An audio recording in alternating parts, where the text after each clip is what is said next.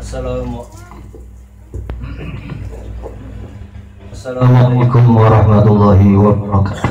Waalaikumsalam warahmatullahi wabarakatuh. Bismillahirrahmanirrahim. Alhamdulillah nahmaduhu wa nasta'inuhu wa nastaghfiruh wa na'udzu billahi min shururi anfusina wa min sayyiati a'malina. May yahdihillahu fala mudilla lahu wa may yudlil fala hadiya lahu. Asyhadu an la ilaha illallah wa asyhadu anna Muhammadar Rasulullah. Allahumma shalli wa sallim wa barik ala sayyidina wa maulana Muhammad wa ala alihi wa sahbihi ajma'in. Allahumma hdina wa hdi bina waj'alna sababan liman ihtada. Alhamdulillah, syukur kita kepada Allah Subhanahu wa taala atas nikmat dan karunia kepada kita. Salawat serta salam semoga terhadir di hadirat baginda Rasulullah sallallahu alaihi wasallam yang kita harapkan syafaatnya kelak di hari kiamat. Allahumma Amin. Jemaah yang mulia, teruskan pengajian kita Riyadhus Shalihin hadis ke-711, yaitu bab tentang istihbabut tabsyir atau sunnahnya memberikan kabar gembira. Jadi Rasulullah SAW mencontohkan kepada para sahabat-sahabatnya, beliau ini memberi kabar gembira bahwasanya orang-orang yang beriman mengucapkan kalimat la ilaha illallah ini akan masuk ke dalam surga. Kemudian hadis selanjutnya, hadis ke-711. Wa Nabi Syamamah qala, dari sahabat Abi Syamamah qala, hadarna Amr bin al-As radhiyallahu anhu wa huwa fi siyaqil maut yabki tawilan wa hawala wajha al-jidari faja'alahu yaqul ya abata amma basyaraka Rasulullah sallallahu alaihi wasallam bikada amma basyaraka Rasulullah sallallahu alaihi wasallam bikada. Jadi ini diriwayatkan sahabat Amr bin As ini sudah sakit, sudah menjelang ajalnya. Jadi ini hadis ini menerangkan tentang keberadaan sahabat yaitu Amr bin As menjelang wafatnya. Setelah ini wafatnya setelah Rasulullah, setelah para Abu Bakar Siddiq, kemudian Sayyidina Umar, Sayyidina Utsman, sampai Sayyidina Ali, setelahnya barulah Sayyidina Amr bin As ini wafat. Nah ini menjelang wafatnya ini jadi pelajaran. Jadi ini hadis ini bukan langsung dari Rasulullah, tetapi hadisnya ini namanya hadis yang mursal, yang sampai kepada Rasulullah Shallallahu Alaihi Wasallam. Nah ketika itu ini kata Abu Syamamah, kami mendatangi Amr bin As yang dia itu dalam keadaan kondisi sakaratul maut. Dia nangis terus-menerus, nangis. Ya, nangisnya ini bukan karena mau berpisah dengan keluarganya, bukan karena apa? Karena takut keadaannya ini bagaimana. Jadi sahabat itu walaupun mereka ini berjuang, sudah sungguh-sungguh ibadah, sudah sungguh-sungguh amal soleh, sudah sungguh-sungguh, tapi masih khawatir nanti ketemu dengan Allah Subhanahu wa taala, bagaimana harus mempertanggungjawabkan semuanya. Ini maka nangisnya ini seperti itu. Sehingga apa? Sehingga sahabat Amr bin As ini memalingkan wajahnya ke tembok, ya, dikunjungi sahabat-sahabatnya malah melengos begitu, maksudnya menghadapkan wajahnya ke tembok. Kemudian anaknya melihat kondisi ayahnya seperti itu, ini berarti kan kondisi yang sangat sedih begitu. Anaknya berkata, ya abata amma basyaraka Rasulullah SAW bikada, amma basyaraka Rasulullah SAW bikada. Wahai ayahku, bukankah Rasulullah SAW telah memberikan kabar gembira kepadamu, kamu akan seperti ini? Bukankah Rasulullah SAW sudah memberi kabar gembira kepada engkau akan seperti ini? Jadi sahabat anaknya yang bernama Abdullah bin Amr bin As itu menyemangati orang tuanya supaya tidak sedih yang sangat mendalam. Jadi ini maksudnya, dan ini perkataan ini bukan hanya sekedar sesuatu yang hiburan tetapi tidak ada kenyataannya, tidak. Rasulullah sering memberikan kabar-kabar gembira kepada para sahabatnya.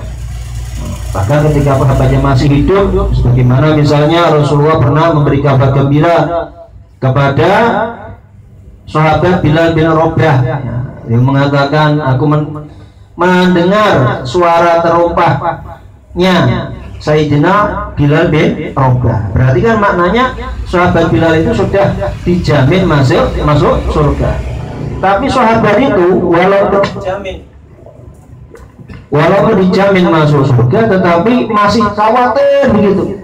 Bukan hanya sahabat Bilal, termasuk bahkan kepada sahabat Abu Bakar As-Siddiq itu juga seperti itu. Termasuk ini sahabat Amr bin Al-As.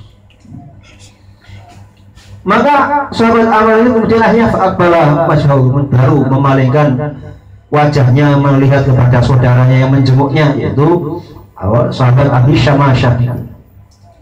Kemudian sahabat Amr bin As mengatakan, inna afdala ma na'udu syahadatu an la ilaha illallah wa anna Muhammadan Rasulullah. Sesungguhnya sesuatu yang aku hitung sebagai sesuatu yang paling baik adalah persaksian tiada Tuhan selain Allah dan Nabi Muhammad adalah utusan Allah. Jadi dihitung-hitung ya, semuanya, amalnya, ibadahnya, yang lainnya, yang paling benar-benar dianggap paling utama, paling baik, itu adalah kalimat ini, la ilaha illallah. Karena memang kalimat ini luar biasa. Kalimat ini bukan sekedar kalimat-kalimat biasa. Ini miftahul jannah, kuncinya surga. Kuncinya surga ini sudah luar biasa ya. Artinya kalau orang itu dengan semua kebaikannya dia tidak mengucapkan kalimat ini, maka amalnya tidak ada artinya. Karena maka ini yang menentukan sekali kalimat la ilaha illallah. Kemudian sahabat Amr bin As meneruskan perkataannya, ini qad kuntu ala salasati akhbar laqad ra'aytuni wa ma hadun ashaddu dari Rasulullah sallallahu alaihi wasallam minni wa la habba ilayya an aqula qad istakmantu minhu faqataltuhu. Ini kata sahabat Amr bin As, aku ini berada dalam 3 kondisi ya. Jadi saya ini kondisi, ada 3 kondisi nih kata sahabat Amr bin As. Aku melihat dulu itu tidak ada seorang pun yang lebih membenci kepada Rasulullah SAW dibandingkan aku. Ini maksudnya sahabat Amr bin As ketika masih belum masuk Islam ya. Belum masuk Islam itu sangat benci sekali terhadap Rasulullah. Bahkan mengatakan ya, dan tidak ada yang lebih aku cintai pada waktu itu ya, dibandingkan aku ini bisa membunuhnya, membunuh Rasulullah SAW ya. Jadi saking bencinya terhadap Rasulullah, pengen membunuh Rasulullah, sehingga beliau mengatakan fala mutu ala tilkal hal lakuntu min ahli nar. Kalau aku itu mati dalam keadaan seperti itu, maksudnya saya benci bahkan saya sampai membunuh Rasulullah, wah, saya mati itu aku termasuk ahli neraka. Sampai membunuh Rasulullah ya berarti sudah masuk neraka. Ini fase pertama ini, jadi atau keadaan pertama. Terus yang kedua bagaimana? Falamma ja'alallahu Islam fi qalbi ataitu Nabi sallallahu alaihi wasallam. Ketika Allah menjadikan Islam itu masuk ke dalam hatiku, jadi namanya Pak sahabat itu kadang dulunya benci, akhirnya tapi kemudian jadi masuk Islam. Banyak seperti itu. Sahabat Umar dulunya mau membunuh Rasulullah, masuk Islam, ya kan? Sahabat Khalid bin Walid juga dulunya itu jadi panglima perangnya orang-orang kafir, masuk Islam. Sahabat Abu Sufyan, ya, bahkan Abu Sufyan ini sudah akhir-akhir masuk Islamnya. Ini Amr bin As juga begitu mengatakan, setelah Allah terjadikan Islam itu masuk ke dalam hatiku, maka aku mendatangi Rasulullah SAW. Fakultu, aku berkata, unsut yaminak fala ubayyaka ya. Ulurkan tangan kanan wahai Rasulullah, maka aku akan membaiat engkau. Fadasaba yaminahu faqabal yadi. Kemudian Rasulullah SAW mengulurkan tangannya sehingga kemudian aku megang tangan Rasulullah SAW, kemudian berbaiat kepada Rasulullah SAW. Jadi begitu masuk Islam itu menemui Rasulullah SAW. Tapi heran ini kok sudah masuk Islam masih seperti ini, ada apa? Rasulullah kan heran. Oh ini kok orang kok bagaimana ini? Faqala, maka Rasulullah berkata, malaka ya Amr, ada apa denganmu wahai Amr? Ada apa ini kok kamu seperti ini, ada apa? Maka Sayyidina Amr bin As mengatakan, kuntu aratu an ashtari, aku ingin engkau membuat syarat kepadaku ya Rasulullah. Jadi saya tuh mau masuk Islam cuma ada syaratnya, maksudnya itu engkau memenuhi syarat yang aku minta, begitu. Maka Rasulullah berkata, qala tashtaritu bimadza? Kamu membuat syarat apa? Syaratnya apa? Maka Sayyidina Amr bin As mengatakan, qultu ayyufaroli, ya supaya Allah mengampuni dosa-dosaku. Ya, karena kan sahabat Amr bin As dulu sangat benci terhadap Rasulullah, benci terhadap Islam, benci terhadap kaum muslimin, ya. Sehingga begitu masuk Islam pengennya dosa-dosanya itu, kebenciannya, seluruh keburukannya diampuni oleh Allah SWT. Maka Rasulullah SAW mengatakan, ini sabda Rasulullah, qala ama alimta anal Islam yahdimu maka naqablahu. Wahai Amr, apakah engkau tidak tahu bahwasanya Islam ini menghancurkan dosa-dosa sebelumnya?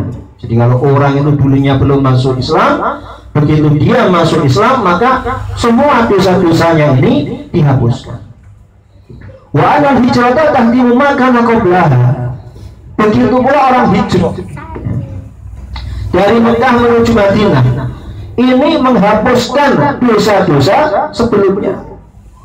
Kalau sekarang kalau hijrahnya tidak ke Mekah Madinah, ya. Hijrah sekarang adalah apa? Al-muhajir man hajara ila ma nahallahu anhu. Orang yang hijrah adalah orang yang meninggalkan sesuatu yang dilarang oleh Allah SWT. Maksudnya meninggalkan perbuatan maksiat. Makanya ini kabar gembira Rasulullah. Orang kalau mau hijrah, mau meninggalkan perbuatan maksiat yang dulu pernah dilakukan, maka akan dihapuskan dosa-dosanya yang telah lalu. Wa anal hajjah yahdimu maka naqablahu. Begitu pula haji ini menghapuskan, menghancurkan dosa-dosa sebelumnya. Dan orang itu banyak suku haji gitu. Ketika haji ya sungguh-sungguh, ya, bukan cuma pingin titel haji begitu ya, biar ada hanya ya, misalnya Muhammad bukan begitu. Hajinya itu pengen benar-benar supaya dekat dengan Allah, supaya ibadah kepada Allah, supaya dapat ridha kepada Allah. Maka dikatakan al-hajjul mabrur laisa lahu jazaa illal jannah. Haji itu kalau mabrur maka tidak ada balasan yang setimpal kecuali surga. Pokoknya balasannya surga. Artinya dosa-dosa ini dihapuskan semua. Wa ma kana ahadun ahabba ilayya min Rasulullah sallallahu alaihi wasallam. Kemudian jadi tadi fasenya itu pertama kan tadi membenci Rasulullah sallallahu alaihi wasallam. Yang kedua masuk Islam ya. Nah, ketika masuk Islam ini apa yang dirasakan oleh Sayyidina Amr bin As? Maka beliau mengatakan, tidak ada seorang pun yang lebih aku cintai dibandingkan Rasulullah sallallahu alaihi wasallam. Wala ajalla fi aini minhu. Tidak ada yang lebih agung dalam pandanganku dibandingkan Rasulullah sallallahu alaihi wasallam. Karena dunia benci diubah oleh Allah Ta'ala, hatinya langsung jadi cinta, bukan hanya cinta biasa. Paling dicintainya manusia adalah Rasulullah sallallahu alaihi wasallam. Bukan itu saja, paling diagungkannya manusia adalah Rasulullah sallallahu alaihi wasallam. Jadi seakan-akan di matanya itu paling agung itu tidak ada yang lain kecuali Rasulullah sallallahu. Ini kecintaan para sahabat itu begitu. Jadi kalau sudah mengatakan cinta atau bahasa idolanya itu bukan sekedar idola di mulut saja, benar-benar sampai masuk ke dalam hati. Kemudian sahabat Amr bin As mengatakan, wa ma kuntu atiqu an amla aini minhu ijlalan. Aku tidak mampu untuk memenuhi mataku karena saya ini mengagungkan benar terhadap Rasulullah. Walau su'iltu an asifahu ma ataqtu li'anni lam akun amla'u aini minhu. Seandainya aku diminta untuk mensifati atau menerangkan bagaimana keadaan Rasulullah, bagaimana jasadnya Rasulullah, bagaimana visualisasi kondisi Rasulullah SAW, aku tidak akan mampu ya, karena aku tidak mampu untuk memenuhi ya, mataku ini dengan Rasulullah SAW. Sudah tidak bisa begitu agungnya itu, menggambarkannya itu tidak bisa. Maka di dalam kitab Maulid Hidayah dikatakan ya, bahwasanya tidak ada perkataan ataupun apapun yang bisa mensifati keagungan Rasulullah SAW. Saking agungnya, Pak. Jadi bukan orang sembarangan ini, bukan hanya orang, bukan makhluk. Jadi tidak ada makhluk pun yang lebih hebat dibandingkan Rasulullah SAW. Sehingga orang ini tidak mampu untuk mensifatinya, itu tidak bisa. Dengan sesungguhnya, maksudnya dengan sifat yang hakiki. Kemudian beliau meneruskan, walau mutu ala tilkal hal la rajautu an akuna min ahli jannah. Seandainya aku mati dalam keadaan seperti itu, keadaan baru masuk Islam, dibaiat Rasulullah, kalau aku pas mati seperti itu, lalu aku sangat berharap aku termasuk ahli surga. Kalau pas matinya seperti itu, ya insya Allah matinya masuk surga. Ini fase kedua. Lah sekarang, ini fase yang sekarang ini kan sudah masuk Islam, kemudian lama kan, kemudian summa wulina asya ma adri mahalidya, kemudian aku ini dijadikan gubernur. Nah, aku untuk ngurusi macam-macam. Jadi Amr bin As ini jadi gubernur Mesir. Ya, jadi yang menundukkan kota Mesir itu Amr bin As. Makanya makomnya itu masih di sana. Nah, dulu ketika di Mesir yo pernah ke sana. Ya.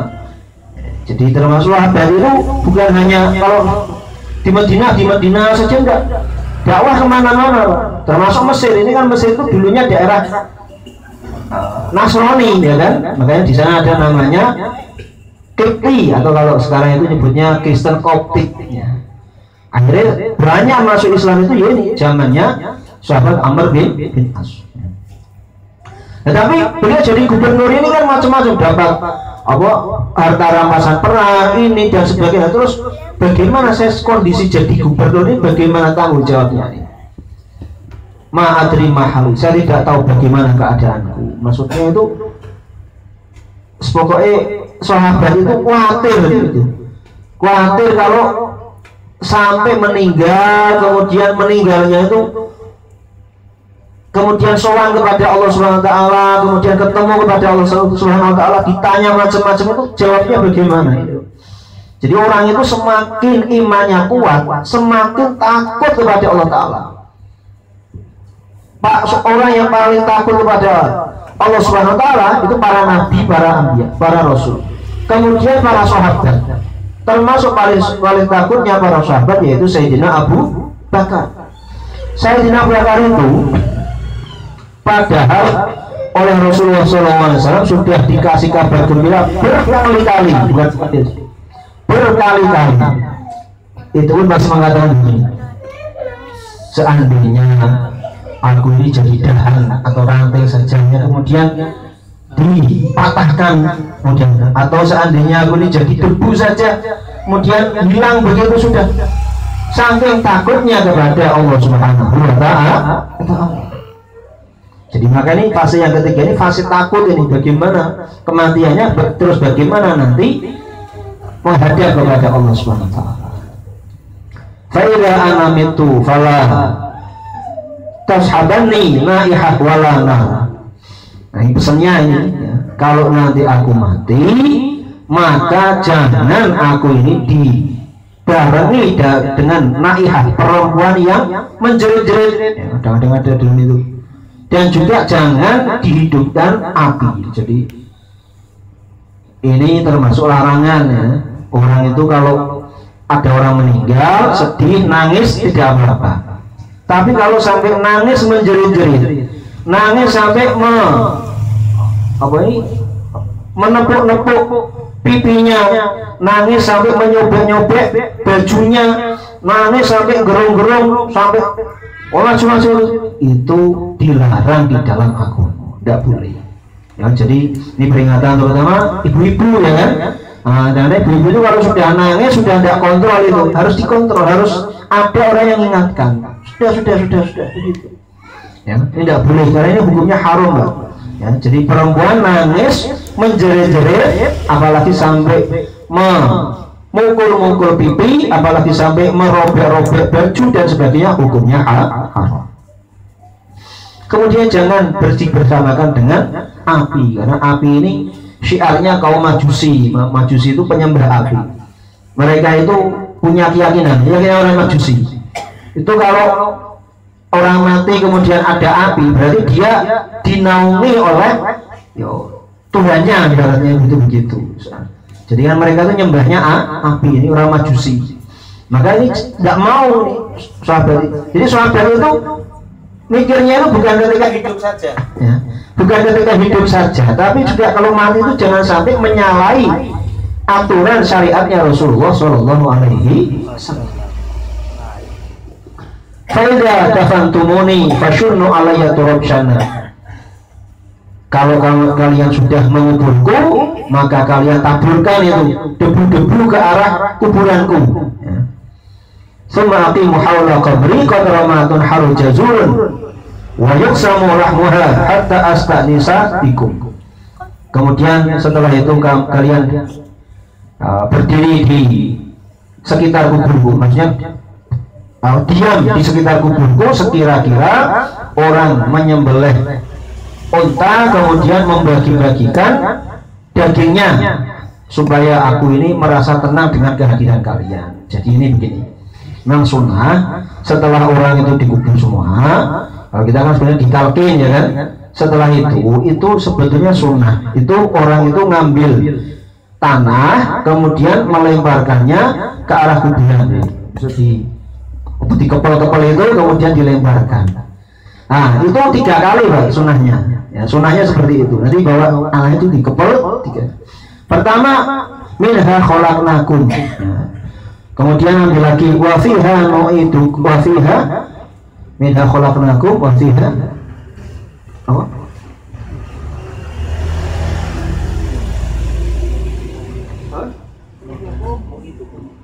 Minha khalaqnakum wa fiha nu'idukum.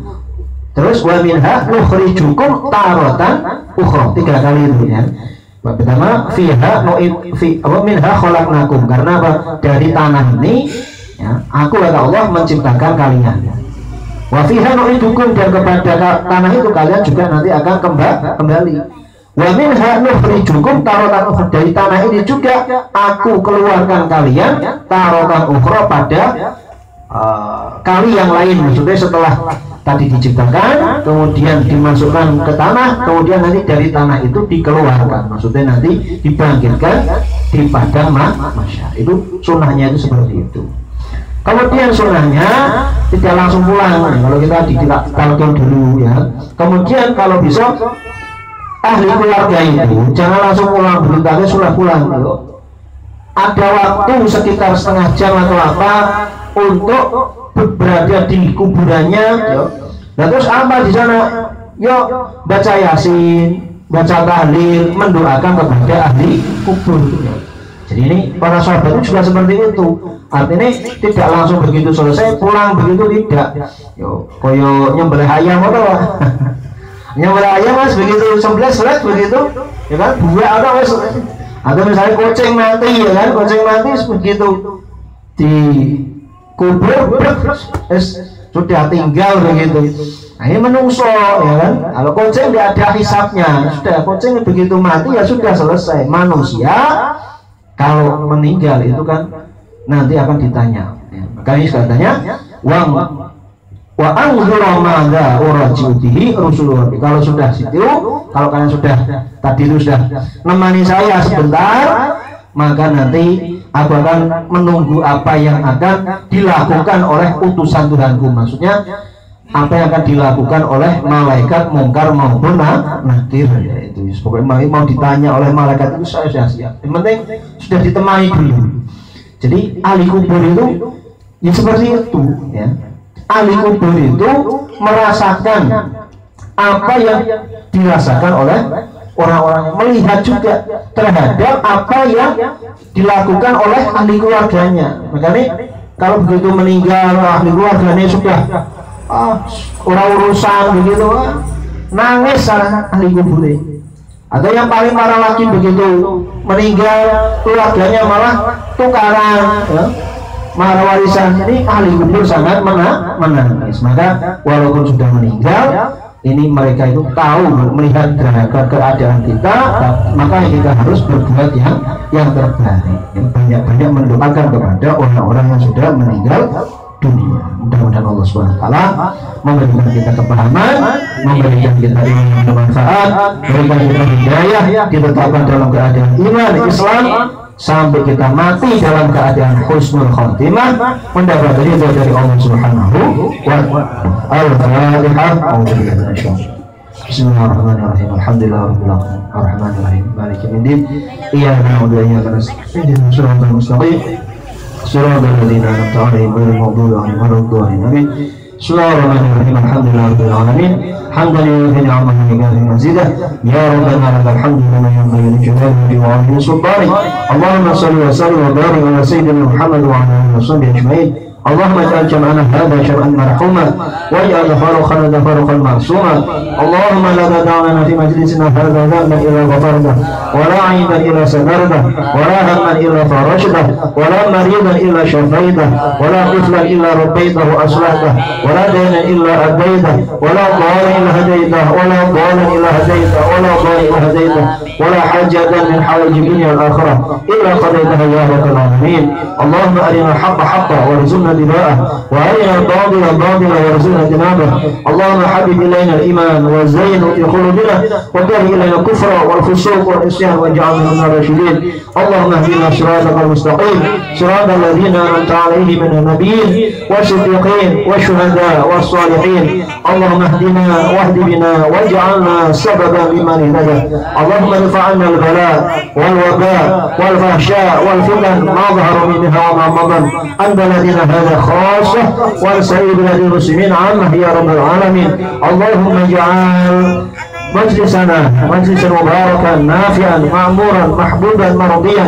اللهم اجعلنا واهل مجلسنا من الصالحين والعالمين والعاملين والمخلصين والمستقيمين والمهديين والنافين في الدنيا والآخرة. ربنا آتنا في الدنيا حسنة وفي الآخرة حسنة وقنا عذاب النار. سبحان ربك رب العزة عما يصفون سلام على المرسلين والحمد لله رب العالمين. Tutup dengan doa kafaratul majlis. Subhanallah wa bihamdihi subhanallah wa bihamdika asyhadu an la ilaha illa anta astaghfiruka wa atubu ilaik. Assalamualaikum warahmatullahi wabarakatuh.